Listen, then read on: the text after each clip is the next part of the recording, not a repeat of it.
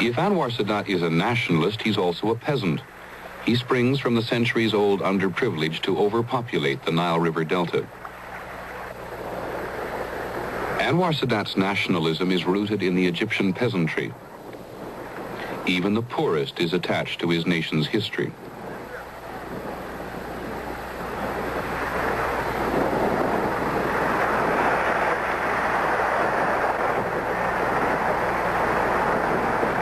It is striking to realize that while part of Egypt is modern, much of it is the same as it was centuries ago. Transportation, tools, lifestyle. When Anwar Sadat was born on Christmas Day in 1918, his village of Mit al-Kum looked almost exactly as it does today. His father's job as a clerk had taken him to the Sudan, and Sadat lived with his grandmother. They were poor in a nation where even the richest Egyptian was one class below the resident foreigner. Sadat was one of 12 children. For several thousand years, his family and fellow villagers had been unable to escape the oppressive poverty.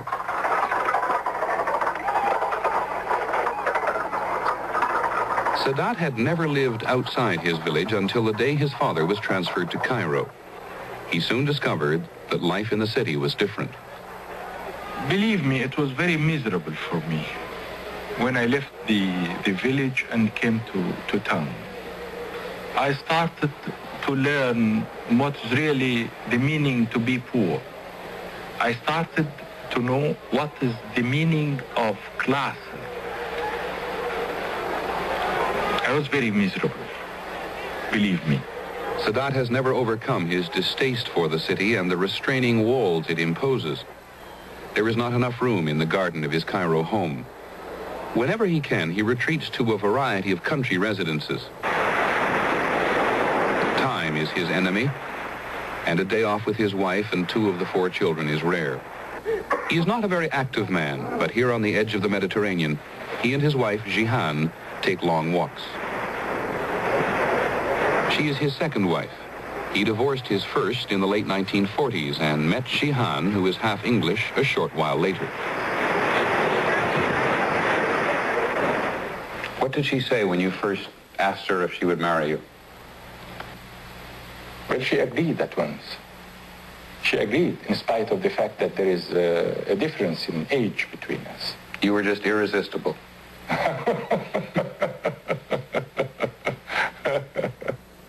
I was admiring him so much because he was very faithful to his country and loyalty to his country.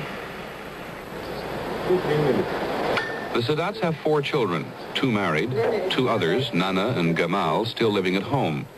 There is little time for the children, and they often resent it. I want him to work with me, solve my problems, you know. I like to sit with him, you know. I don't sit with him too much because of his work. And I miss him. At home, Mrs. Sadat is the disciplinarian and usually takes the lead in family matters. Jihan Sadat is a leading Egyptian figure. She understands the real depths of the country's social problems. She worries always, but she is very kind-hearted, and she is a real help. No matter where a Muslim is, he has obligations. Whether in a mosque or in his living room, Sadat prays 5 times a day. Sadat's faith and obvious devotion to Islam has enhanced his image as a leader with other Arabs. During our visit, an afternoon in the country included a visit to his beach house. The president does not move even here without a strong detachment of bodyguards. Again, the president did little. He shuddered a little when his children raced by in their latest acquisition.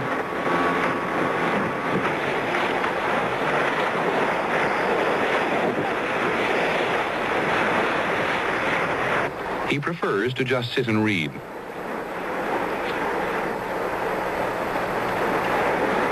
But sometimes his wife talks him into backgammon.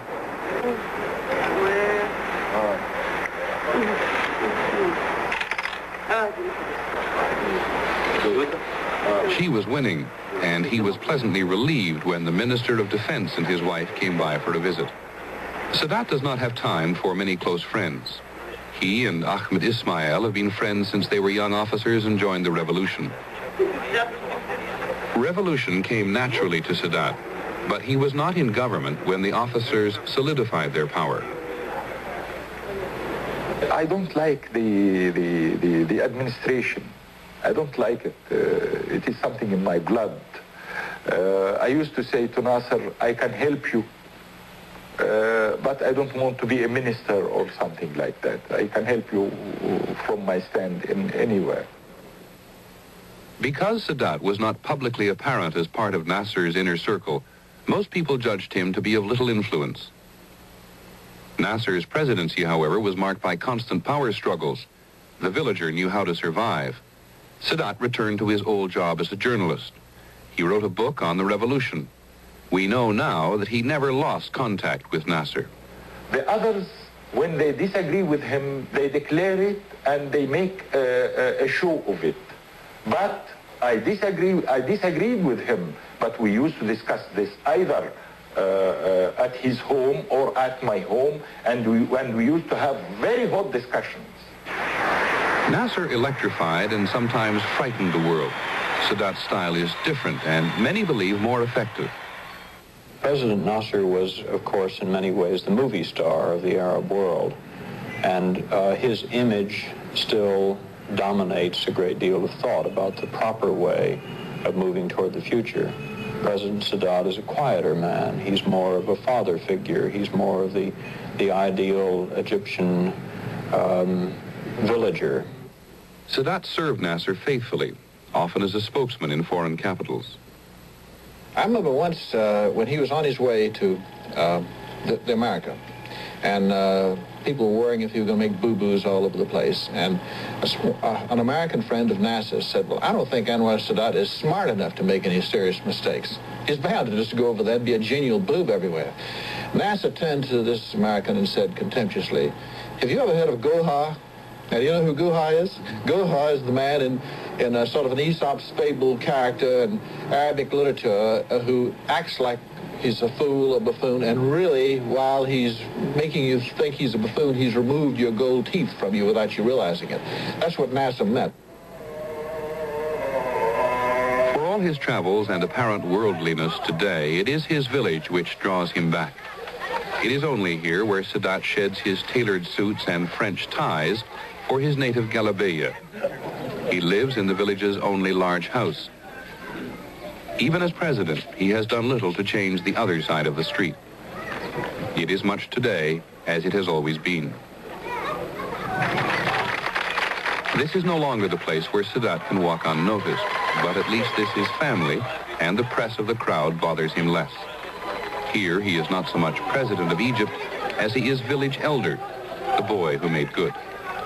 Here, Sadat hears blunt complaints about village problems and well-intended admonitions about his health. He relishes the role of patriarch, here and for Egypt as a whole. The villagers and he communicate easily. Sadat's an Alabama politician. If you want to understand Sadat, understand John Sparkman from Alabama, a man who is highly educated, highly intelligent, but who knows how to say ain't, so that just a faint trace of quotes around it, so that if he's talking to someone who says ain't, they won't notice the quote, but someone who knows better, they will notice the quote. I'd say Anwar Sadat's that kind of a man. He aspires to be pretty much what he is. It would be an insult for Sadat to visit the village without seeing an even older man, the teacher who taught him religion as a youth. Sadat says he will retire here in 1976, but not many people believe him. Politics is in his blood. Those who oppose him believe he will not easily relinquish power. Those who support him say he couldn't walk away from the problems of Egypt. Whatever the case, Sadat is convincing about the burdens of the presidency. I have lost everything. I have lost my freedom. I have lost my life as an ordinary man that can walk whenever he feels like it, or stops working when he feels like it. I have lost all this. Sadat the villager, Sadat the passionate nationalist, came to power suddenly. Though perhaps only he felt it for certain, his emergence as an Arab leader of note began the day that Nasser died in 1970. You know, we thought at one time this man will never die.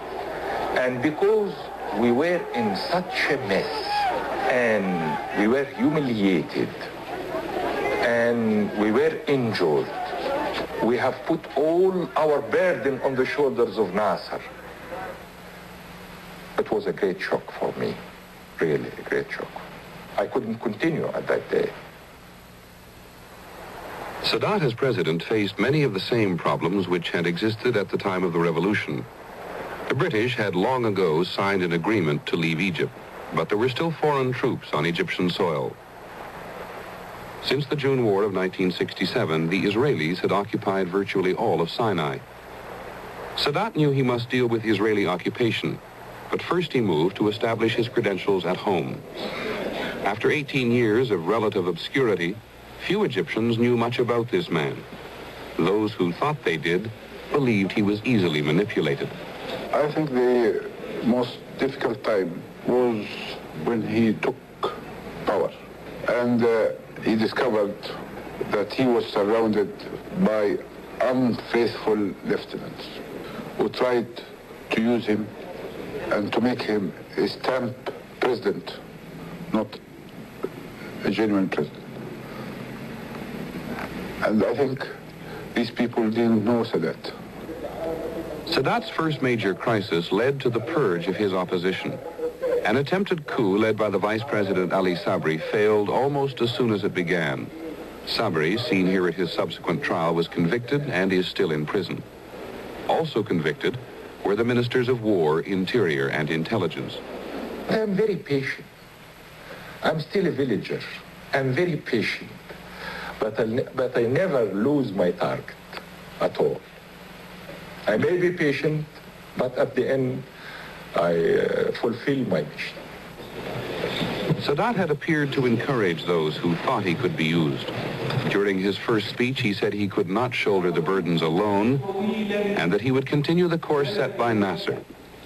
The Egyptians loved their little political jokes, and one of the favorite anecdote of mine was told shortly after Nasser's death and Sadat's succession, which is of President Sadat going out in the presidential car for a drive with the same chauffeur who had served President Nasser.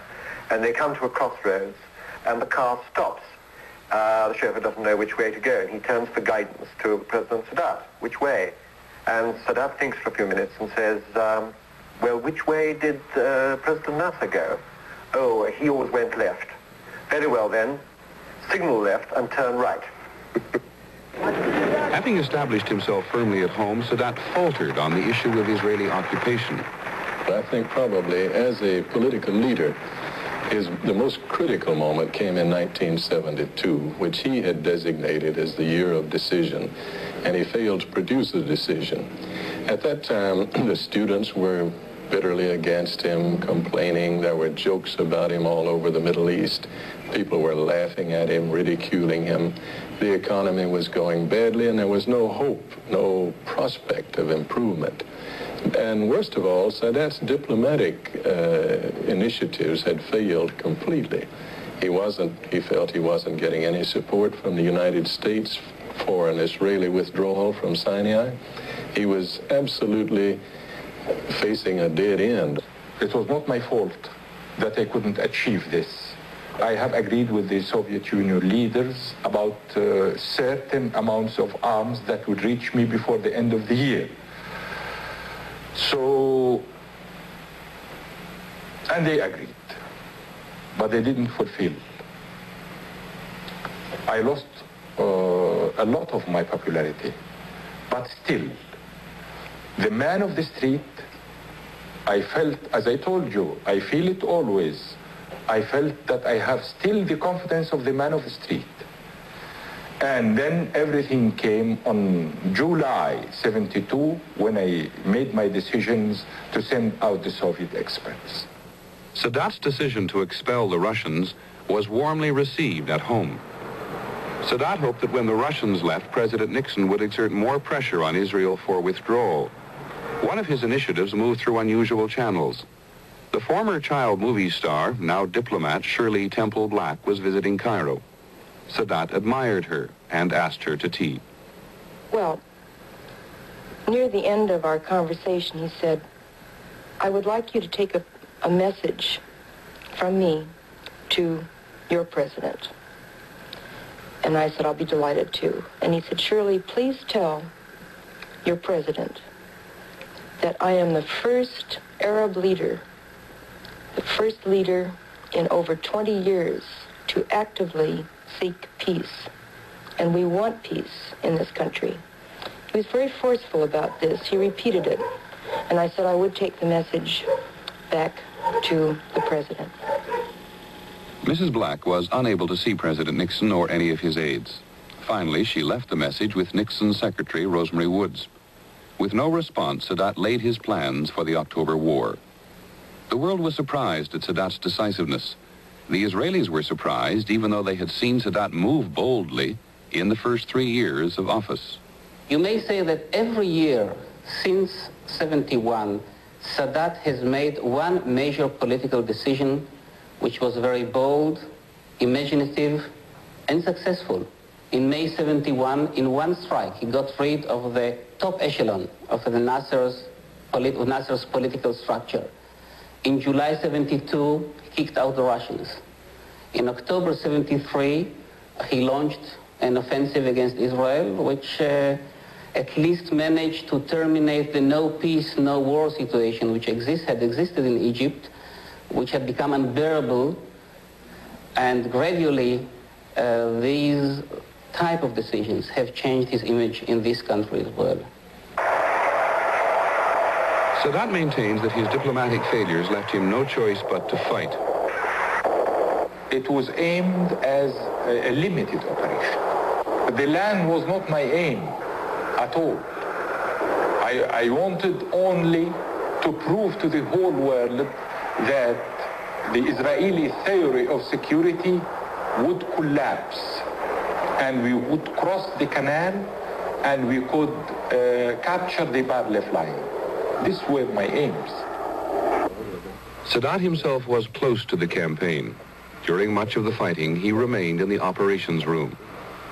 This is the first film ever allowed there, during a later briefing on troop status. I was in the operation room and I received the reports one by one. The strong points of the Bar-Lev line is surrendering and is captured. And after 4 hours exactly, about 6 o'clock, it was quite obvious that the Israelis has lost their balance. At that time, I told my people in the operation room, my forces, I told them, felicitations. The Israelis has lost their balance. The war left Sadat as a world leader with whom other leaders had to contend. President Nixon came to call. Sadat was now critical to peace or war. Henry Kissinger trekked to his door. Sadat believes in Kissinger. The momentum for settlement in the Middle East has slowed, but Kissinger's stock remains high. We have a very cordial relationship, and we have based it up to now on speaking very frankly with each other. He tries to explain to me what his concerns are. I try to explain what, in my judgment, is possible. And, of course, it is part of my job in these negotiations to explain the Israeli point of view. The real question is, if he wants Israeli withdrawals, does he understand that there has to be a political price and that it cannot simply be a unilateral military action? In other words, can he stop thinking only of withdrawal and start thinking about peace? Not only about what he wants from Israel, but what Israel wants from him. That's the great test, because he's not going to get any withdrawal without peace or some progress towards peace. Most people are afraid that, think that he means well, but that simply he will let Israel down, if you wish, or he will not be able to deliver the goods in case of negotiations. Not so much because he doesn't want it.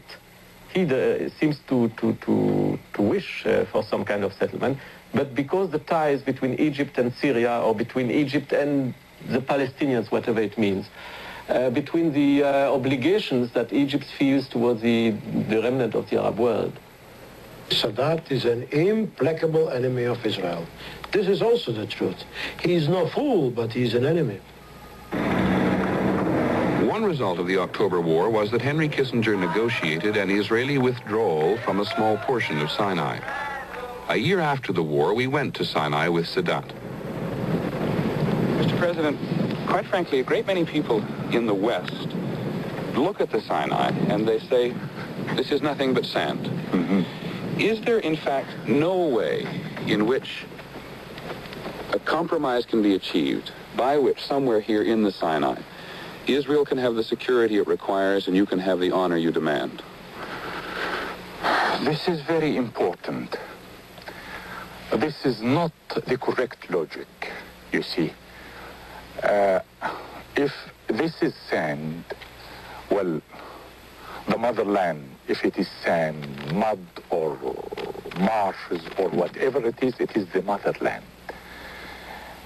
I don't know if the ordinary American citizen can agree to the fact that anyone comes to some of the western desert, some of your deserts there, and grab by force a piece of this desert and then starts to impose his conditions. This is the situation here. How can you convince the Israelis who are 17 kilometers from you, granted sitting on your territory, that once you get Sinai back, you won't attack them? How can you convince me on the other side that I shall not be attacked by them? This is the same thing. During the 5 weeks we spent with Sadat, the issue of war and peace confronted him constantly, pursuing him even to his village. A representative of the Pope came to call. They discussed religious tolerance. A settlement in Jerusalem is important to other Arabs.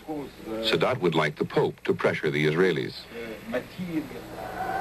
Part of our stay was during the Muslim holy month of Ramadan. Like all good Muslims, Sadat fasted from sunup to sundown and often didn't begin work until late at night.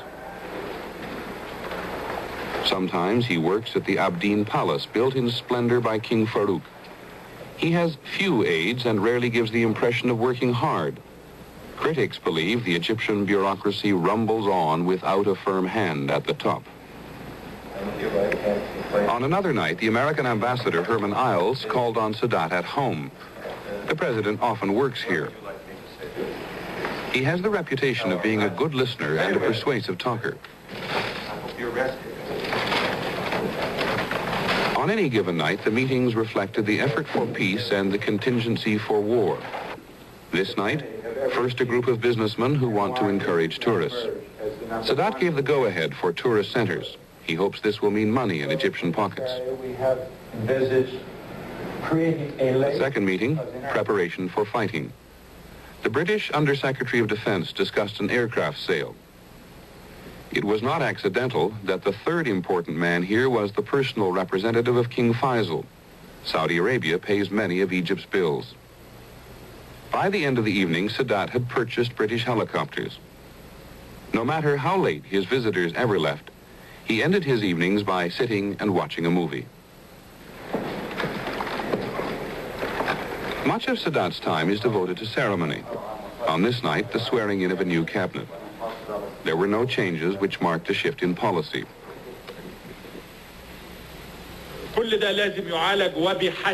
The business of fealty over, Sadat chaired a cabinet meeting. Sadat does not like detail and confines himself to broad directives.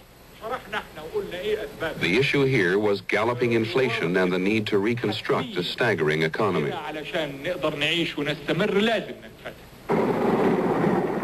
Nowhere is reconstruction needed more than in the Suez Canal area.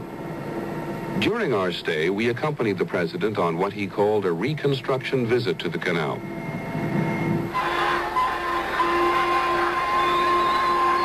Sadat does not travel to learn the hard facts. Those he can gather at home. The trip was intended to raise morale. It did. There was adulation everywhere. but nowhere more fervent than during a cruise in the harbor which finally led up the canal itself. The more effort Egypt puts into building here, the more encouraged are the Israelis. If he reconstructs the canal area and opens the canal and puts hundreds of thousands of people back there, that indicates that he's not going to be very anxious to get them bombed out again. That's therefore a great index of whether he sees the peaceful option is available. And in the measure that he is putting people back in the canal and preparing to open it, that is a promising sign, an indication that the disengagement agreement is not simply a passing episode, but a possible step leading towards an unfreezing of the conflict. During our stay with Sadat, he left the country only once to attend the Arab Summit meeting in Morocco. There, he was one of 20 Arab leaders, albeit a major one. He and King Faisal represent the Arab moderates. There were others there less accommodating. At his borrowed villa outside Rabat, he tackled immediately the summit's #1 issue. How should the battle between King Hussein of Jordan and the Palestinians be resolved? Hussein and the Palestinian leader Yasser Arafat came to pay court. Hussein wanted to speak for Palestinians inside Jordan. Arafat wanted to speak for Palestinians living everywhere. You see, we are cooperating together. And as we have mentioned, there are 3 partners: Egyptians, Syrians, and the Palestinians. The summit voted for Arafat, which was a defeat for Hussein and not the compromise Sadat would have preferred. Sadat did have the power to stop a Syrian move which would have aborted the American peace initiative in the Middle East. In a moment, we'll ask the president how the region has changed since the heads of state met. Sadat, Action Biography, will continue after this message.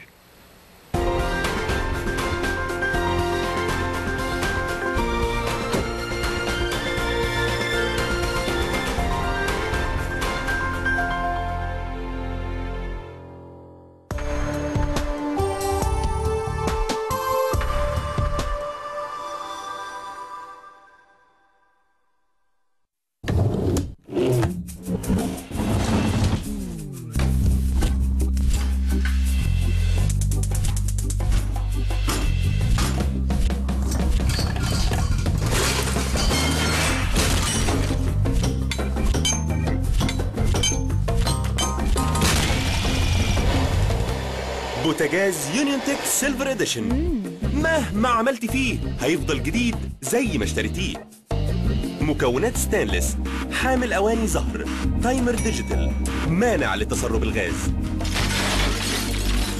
عادي عادي، كله بوتاجاز يونيون تك سيلفر اديشن، اجمد ودايما اجدد من يونيون اير جروب.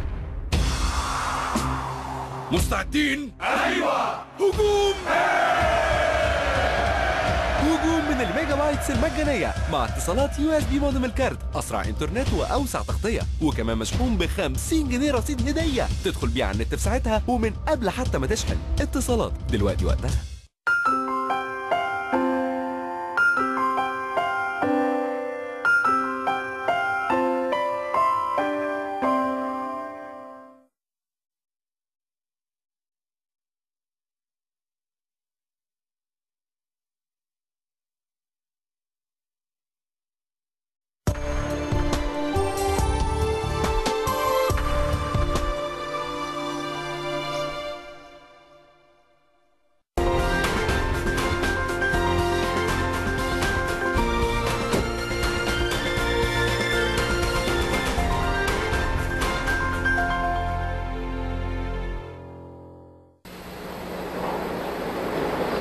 President Sadat, the new element in the Middle East debate is the rise of the Palestinian Liberation Organization to represent the Palestinian people. Now, Mr. Arafat has said he is in favor of a Palestinian state containing a Jewish minority, but that would mean the dissolution of Israel. You've indicated that you're willing to accept an Israeli state.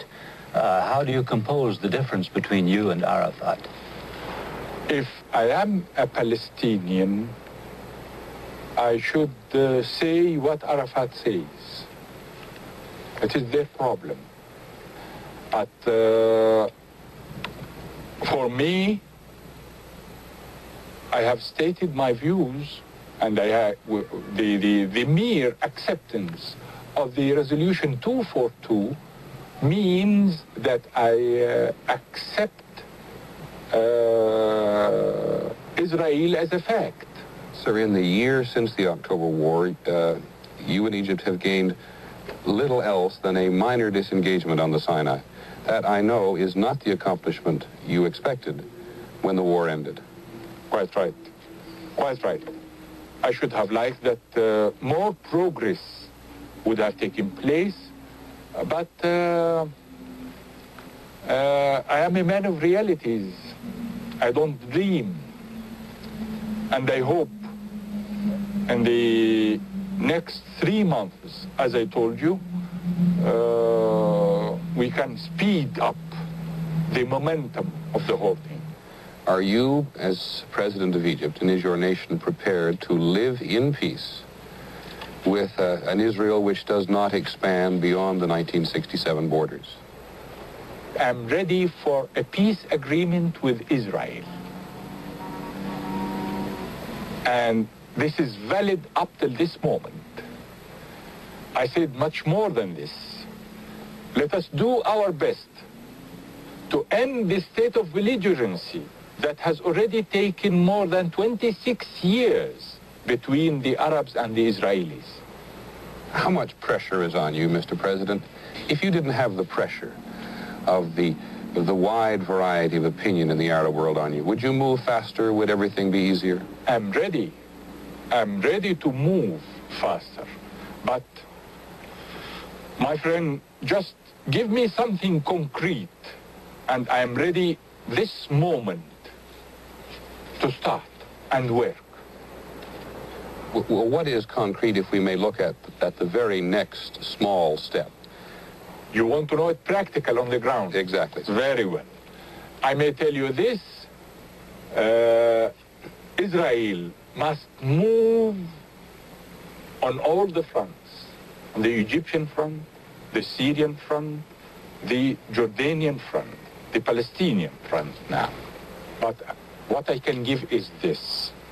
The end of the state of belligerency that has already taken more than 26 years up till this moment. More than that, I'm going to ask a third party, like the United States. The United States has special relations with Israel. And I consider myself now the friend of the United States. Well, why not the United States come and guarantee both of us? Has Henry Kissinger let you down in any way over the last year? Not at all. Not at all. Henry Kissinger has always been up to his word. And President Ford, after he took power also, he has been always up to his word. If the Americans do not produce for you, if Dr. Kissinger does not produce for you in the near future, will you abandon the United States? And where will that leave you? Or do you have no choice at the moment? When I started my new chapter with the United States, it was not a policy of the moment or something that I needed for some time and then can drop it. And so I mean, with my new chapter with the United States, that we must keep at least, if it is not the best, the normal relations with the United States, whatever the consequences are. Well, but are you in a position to carry out an offensive, defensive if war breaks out? If Israel starts it, I have no choice. But I am not planning any offensive. I told you this. I tell you this now, as I told you before, when I was planning the offensive, I said I am planning for the offensive. And you didn't believe me at that time. I think you should believe me now. I'm not planning any offensive. The Arabs are not planning. Syria also is not planning any offensive.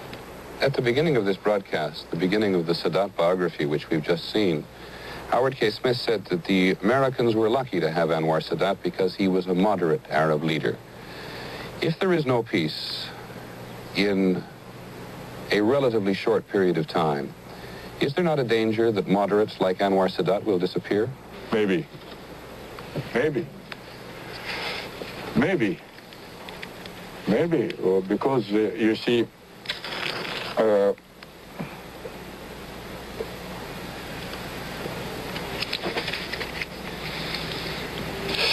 people all over the Arab world are starting to feel frustration. But I think, and I'm sure also, that the United States can play the main role in keeping the momentum and in achieving peace in this area because, frankly speaking, all the cards are in the hands of the United States.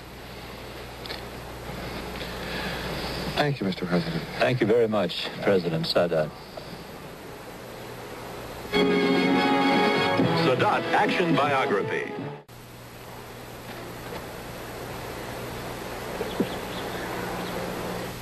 Beginning this Monday afternoon, 2 new and exciting game shows join the ABC daytime lineup. Big money rides on the roll of the dice on The Big Showdown with host Jim Peck at 2:30, 1:30 Central. Later, you've got to think fast and move fast to be a winner on The Money Maze, Monday at 4, 3 Central here on ABC.